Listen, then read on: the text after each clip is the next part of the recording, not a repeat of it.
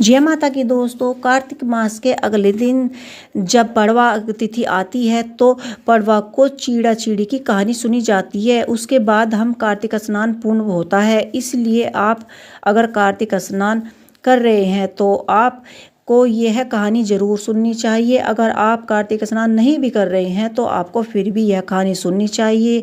अपना मकान बनाने की इच्छा सभी की होती है। अगर आप अपने मकान बनाने की इच्छा रखते हैं तो ये कहानी खास तौर पर आपको सुननी चाहिए।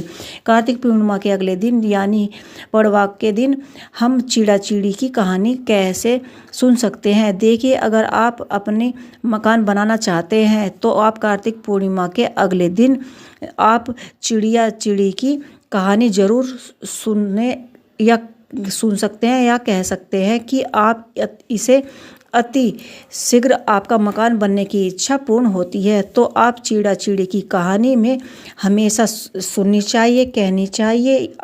अब उसके बाद में आपको दान करना चाहिए और संपूर्ण जानकारी के लिए यह वीडियो आप ज़रूर देखें।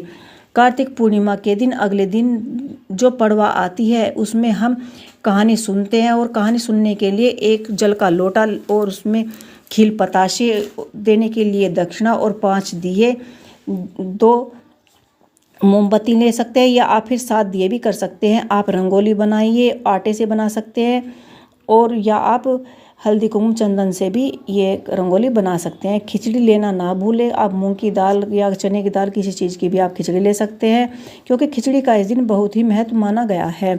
आप आटे से रंगोली बनाना, अपना घर बनाना आरंभ कीजिए और एक थोड़ा सा बिल्कुल आप गुथा आटा भी रखें जिससे हम चीड़ा चिड़ी बनाएंगे।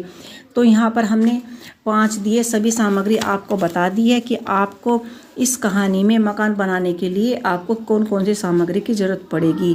तो कहानी आप घर पर भी सुन सकते हैं या फिर आप मंदिर में जाकर भी चीड़ा चिड़ी की कहानी सुन सकते हैं और अपना मकान बनाकर आप आटे से बना सकते हैं। फिर उसके बाद या चावल से बना ले।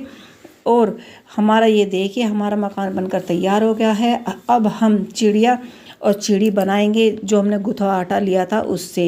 चिड़िया चिड़ी का आकार बिल्कुल पक्षियों की तरह ही बनाएंगे। चिड़िया का आकार छोटा होता है और चिड़िया का आकार बड़ा होता है। तो इस तरह से आप अपना घर बना लीजिए। जो हमने अंदर ये थोड़े थोड़े से दरवाजे खोले हैं इन्हें बंद मत कीजिए, इसे आप इसी तरह से बनाइए। इसके बाद हम आटे से चीड़ा चिड़ी बना लेंगे।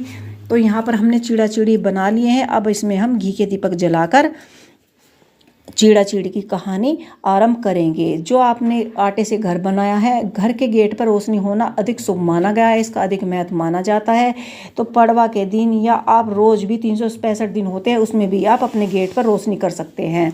तो इस तरह से आप घी का दिया बनाकर 5 जो हमने घर बनाया है इसमें आज 5 या 7 दीपक जलाकर अपनी कहानी आरंभ कर सकते हैं। तो यहाँ पर हमने सभी तैयारियां कर ली हैं। अब हम चीड़ा चिड़ी की कहानी सुनना आरंभ करते हैं। तो इस तरह से आप थोड़ी सी चीड़ा चिड़ी के सामने खील चढ़ाइए, घी के दीपक लगाइए। यहाँ पर हमने 7 दिए लिए हैं। हम इसमें 5 दिए घर में लगाएंगे, एक चीड़ा चिड़ी के पास और चारों कोनों में रोशनी होना अधिक शुभ होता है। तो कार्तिक के महीने से अगले दिन जब पड़वा लगती है तो आप उसमें अपने मकान की बनाने की इच्छा रखते हुए इस घर को बनाइए और चीड़ा चिड़ी बनाकर इसकी कहानी नियम के अनुसार सुनिए और पढ़िए। इससे आपकी मनोकामना अवश्य पूर्ण होगी। तो यहाँ पर हमने घी के दीपक लिए हैं, आप चाहें तो तिल के दीपक भी यहाँ पर जला सकते हैं। तो अब हम कहानी आरंभ करते हैं। आप थोड़े से यहाँ पर हाथ में चावल ले लीजिए या आप जो आपने खील पताशे लिए हैं आप थोड़े से खील पताशे ले लीजिए और कहानी आरंभ करिए। 4 चिड़िया बहुत ही अच्छी सहेलियाँ थी। वह बहुत ही एक दूसरे के साथ प्रेम से रहती थी। वह कार्तिक नहाया करती थी। वह पूरा कार्तिक नहाने के बाद पड़वा के दिन खिचड़ी बनाकर अपना उद्यापन किया करती थी। एक चिड़िया बोली, चलो बहन खिचड़ी बनाते हैं। तो पहली चिड़िया चावल लेकर आई, दूसरी चिड़िया दाल लेकर आई, तीसरी चिड़िया घी लेकर आई, चौथी चिड़िया पानी लेकर आई। इस तरह से मिलकर उन्होंने खिचड़ी बना ली। उसके बाद उन्होंने कहा कि चलो नहाकर आते हैं फिर हम खिचड़ी खाएंगे। पहली चिड़िया पीढ़ी से भूखी थी, उसने खिचड़ी की भाप से ही अपना पेट भर लिया।